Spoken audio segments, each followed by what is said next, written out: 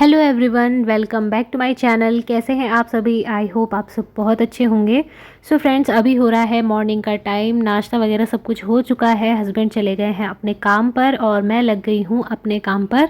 तो वही जो डेली का काम रहता है वो तो मेरा होता ही है, लेकिन कभी कभार मुझे जब ज़रूरत महसूस होती है कि मुझे डीप क्लीनिंग करनी है या सफाई थोड़ी सी करनी है, तो फिर मेरा मन नहीं मानता सिर्फ क्लीनिंग करने से, नॉर्मल जैसे डेली करते हैं वो वाली तो मैं कर ही लेती हूँ डीप क्लीनिंग, ताकि थोड़ा सा साफ़ सुथरा रहे। और जैसे छोटा किचन होता है तो छोटे किचन में और ज़्यादा आपको प्रॉब्लम होती है। तो ये चीज़ मेरे साथ बहुत ज़्यादा होती है कि छोटे किचन में ना कहीं पर भी अगर थोड़ा सा कुछ गिर गया या कुछ भी हो गया तो चींटियाँ आनी अब गर्मियों के टाइम पे स्टार्ट हो जाती है।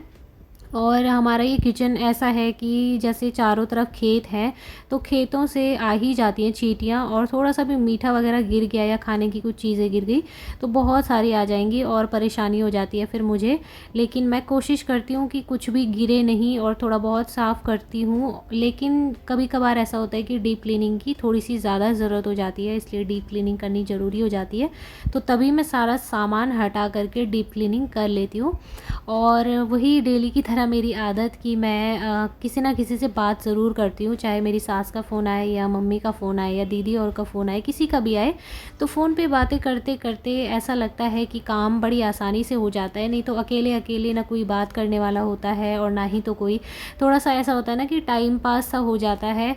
तो कोई भी हो घर में, चाहे ये भी रहते हैं, इनका अपना ही काम रहता है, इनको भी बिल्कुल भी फुर्सत नहीं रहती। और वैसे होता है कि कोई भी आदमी खड़ा होकर के अब हमारे सामने तो बात करेगा नहीं कि ये काम में लगी हुई है तो मैं इसके साथ खड़े खड़े बात कर लूँ। तो जिनको अपना काम रहता है वो करते ही हैं, लेकिन हमारा जो काम है वो तो हमें ही करना होता है। तो बस यहाँ पर थोड़ा सा सिंक एरिया पे भी गंदा हो रहा था। वाइट कलर की टाइल्स हैं तो वो गंदगी ज़्यादा जल्दी जम जाती है। और गंदगी तो खैर क्या होती है, वो तो मैं डेली साफ़ करती हूँ। बस ये रहता है कि जैसे पानी वगैरह के छींटे पड़ जाते हैं वो साफ़ करना होता है। तो मैंने लगे हाथों यहाँ पर ये टब भी क्लीन कर दिया, इसमें भी बहुत गंदगी थी। और ये था एक आटे वाला ड्रम, उसका ढक्कन था, तो उसमें जैसे मैं परथन के लिए जो आटा निकाल के रखती हूँ तो वो आटा थोड़ा बहुत गिर जाता है, इसलिए ये गंदा सा लगता है। तो उसको भी मैंने इस टाइम साफ़ कर लिया। और नीचे मैंने पानी डाल दिया और साथ में पानी में डाल दिया था मैंने क्लीनर, जो फ्लोर को क्लीन करने वाला होता है वो वाला। तो उससे काफ़ी अच्छा खासा झाग निकल आता है, झागदार हो जाता है पूरा। तो मैंने यहाँ पर हल्का हल्का डाला था, एकदम बहुत ज़्यादा नहीं डाला, नहीं तो उसकी थोड़ी सी स्मेल सी रहती है। तो मैं वो वाइट कलर वाला जो फिनाइल होता है उसको डालती हूँ, उसमें बहुत अच्छी खुशबू आती है। तो वो वाला मैं लास्ट में डाल देती हूँ जब अच्छे से साफ़ हो जाता है। तो उससे ये रहता है कि जो फ्लोर क्लीनर होता है उसकी स्मेल नहीं आती है। वैसे कुछ तो बहुत अच्छे होते हैं, लेकिन जो ये वाला है जो हम लेकर के आए हैं उसमें ना थोड़ी सी स्मेल सी रहती है, तो मुझे उतनी अच्छी नहीं लगती। पता नहीं मुझे लगता हो या उसमें हो वो स्मेल, पता नहीं। तो मैं यहाँ उसके बाद बाथरूम में आ गई थी, थोड़ा सा बाथरूम की भी क्लीनिंग कर दूँगी। आज मैंने ये चीज़ ठान ली थी कि मैं जहाँ जहाँ सफाई करने वाली चीज़ें हैं वो कर लूँगी, उसके बाद नहाऊँगी। तो यहाँ पे जैसे बाथरूम है तो इसकी डीप क्लीनिंग हर तीसरे या चौथे दिन में करनी होती है, लेकिन इस बार ना लगभग 5-6 दिन हो गए थे मैं नहीं कर पाई थी, क्योंकि बीच में मैं फिर मायके भी गई और ऐसा ही रहा, फिर आना जाना उसके चक्कर में फिर टाइम नहीं लगा मुझे।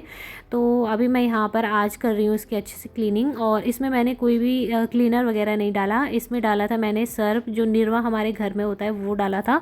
तो उसका एक फ़ायदा मुझे ये लगता है, उससे एक तो झाग बन जाता है, अच्छा खासा झाग बन जाता है, और खुशबू बहुत ज़्यादा अच्छी आती है, काफ़ी लंबे टाइम तक खुशबू चलती है।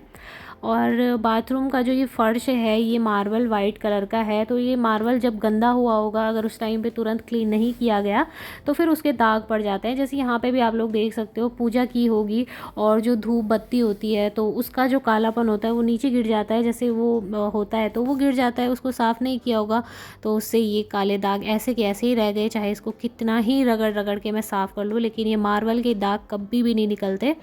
तो बस इस पर हल्की सी मैं क्लीनिंग ज़रूर कर लेती हूँ, साफ़ कर देती हूँ। झाड़ू पोछा तो मैं कर लेती हूँ, लेकिन डेली डेली रगड़ने का इसको कोई फ़ायदा नहीं है, ये पहले के ही जमी हुई चीज़ें रहती हैं तो कालापन जम जाता है, हो जाते हैं मार्बल ख़राब। इसका मतलब ये नहीं है कि मैं क्लीनिंग नहीं करती हूँ। आप लोग मेरी डेली वीडियोज़ में देखते होंगे कि मैं डेली ही लगी रहती हूँ साफ़ सफाई करने में।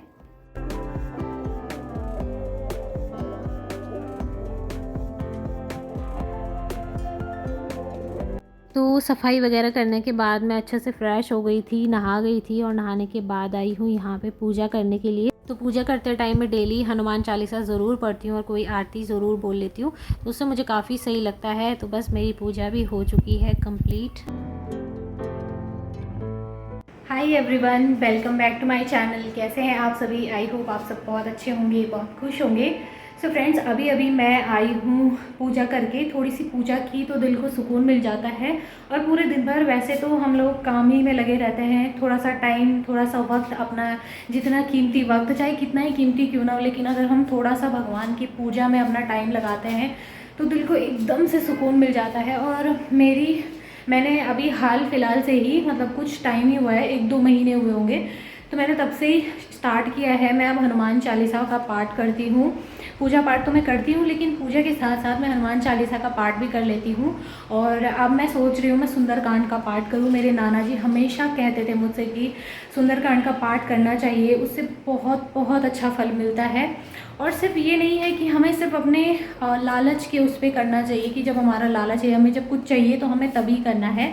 पर ऐसा कुछ नहीं है। भगवान सब जानते हैं कि हमें किस चीज़ की ज़रूरत है।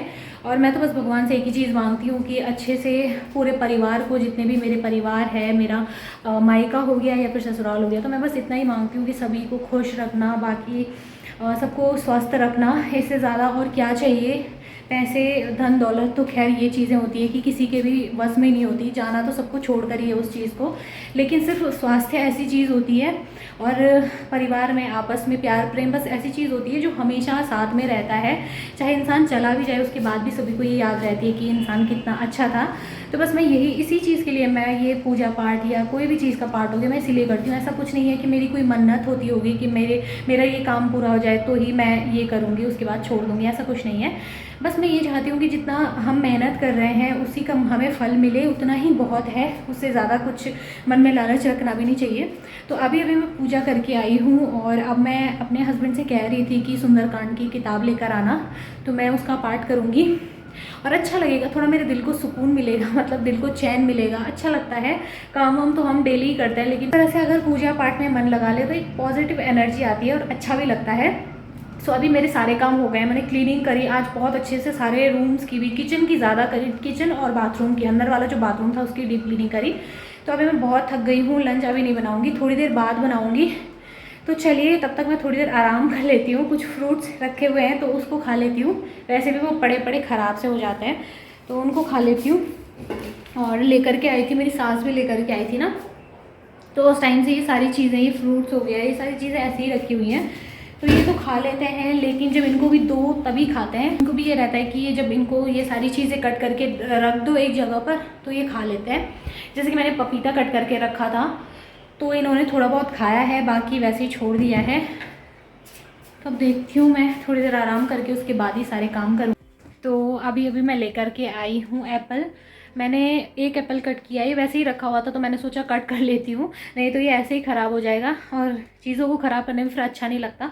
तो चलिए अभी मैं इसको खा लेती हूँ एक बार, और फिर आप लोगों से फिर मिलती हूँ। तो उसके बाद टाइम हो गया था लंच बनाने का। पहले तक तो मैंने सोचा कि रोटी सब्जी बनाऊंगी, लेकिन फ्रिज में जब मैंने देखा तो मुझे वहाँ पे सब्ज़ी नहीं मिली। तो दिखाई दी दही दिखी मुझे, तो मैंने सोचा आज मैं कढ़ी चावल बना लेती हूँ। बहुत टाइम हो गया कढ़ी चावल खाए, और अच्छा भी लगता है। जब मैंने कढ़ी चावल बनाया तो इनको बहुत ज़्यादा अच्छा लगा और खुश हो गए थे एकदम।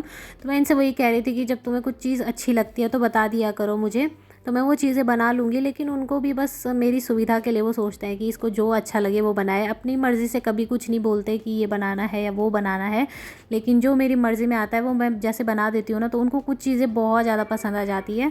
तो कढ़ी एकदम खट्टी हो रही थी और उनको खटाई बहुत ज़्यादा अच्छी लगती है, बहुत ही खट्टी खट्टी चीज़ है ना, उनको बहुत पसंद है।